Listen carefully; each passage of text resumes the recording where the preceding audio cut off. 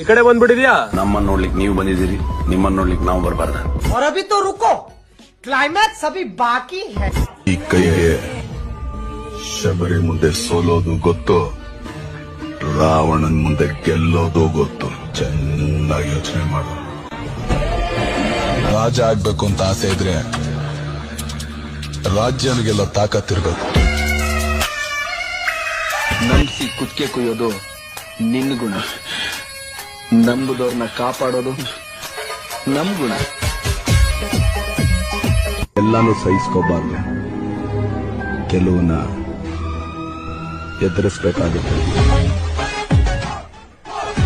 ತುಂಬಾ ನಿಗರ್ತಾ ಇದ್ಯಾ?